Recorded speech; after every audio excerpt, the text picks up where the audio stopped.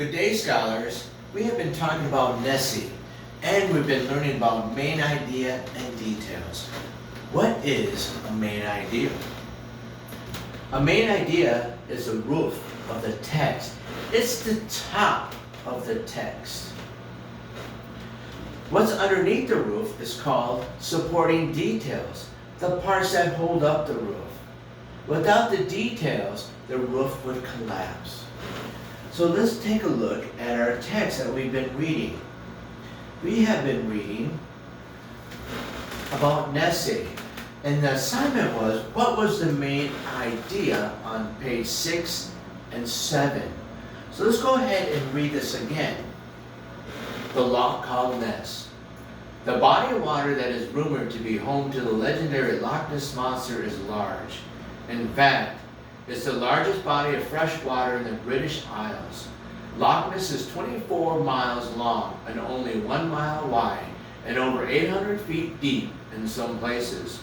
It's much deeper than the seas that surround the British Isles. Loch Ness was formed during the last ice age.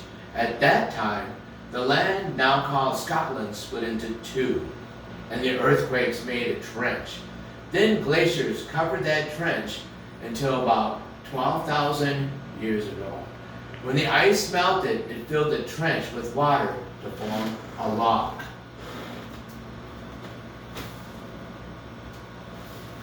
Loch Ness is water is very cold. Peat, a layer of dead plant material, is thick in the water of Loch Ness. The peat allows light to travel only as deep as a few yards. As a result, sunlight cannot warm the water, making it too cold for people to swim in. The top 100 feet warms up to 54 degrees Fahrenheit in the summer. The rest stays at 42 degrees Fahrenheit all year round. Because of this, most life in the loch, such as fish and seals, stay close to the surface. So, what was the main idea? The main idea on page 6 was, at the top, the very first thing we talked about was a large body of water that was the home to Nessie. That's what this is all about. That was at the top of the text. And the details that supported that was that it was 1 mile wide. It was formed in the Ice Age, and it was 800 feet deep. Used to be a trench until the ice melted to make a lake. Those were the details. Let's see if you can find the main idea and details on page 8 and 9. Monster sightings. For over 1,400 years, curious people have taken Nessie's sightings seriously. Scientists have even used NASA's computers along with underwater cameras and other equipment to test the loch. But long before this testing began, in the 1970s, other sources saw the monster in the loch. The first recorded sighting was in AD 565 by an Irish missionary named St. Columba. The report says he asked his servant to swim across the loch to get a boat. A creature came to the surface, roared, and opened its mouth.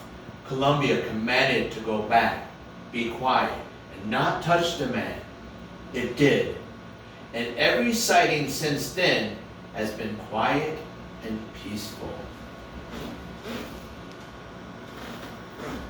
People kept Nessie sightings quiet until 1930s, when cameras became popular. Nessie hunting took off with a flash. People wanted to catch Nessie, at least in a picture. Thousands of people who live in the area have signed a statement promising that they've seen the monster. Most sightings occurred at Urich Castle ruins. The castle ruins are located near the midpoint of the loch, where the water is deepest. Sightings of the strange water creatures are not unique to Loch Ness. People have reported seeing similar creatures in at least 265 lakes and rivers around the world. Some people think the creature must be a type of saltwater mammal or fish. Some people think Nessie sightings are of a prehistoric reptile that somehow survived over millions of years. They say that when the trench was created during the last ice age, a prehistoric beast or group of beasts became landlocked. So, let's go back to the roof, to the head of the text. My question to you is, what is the main idea here? What's at the top of the text? And what are all the details underneath the text? So, let's go back and look at what we had before. We're looking for the main idea. It's the roof, it's the top of the text. And we're looking for the details, the small details that hold up that roof. I'll be looking for your responses to what you think the main idea and supporting details are, scholars. Thank you.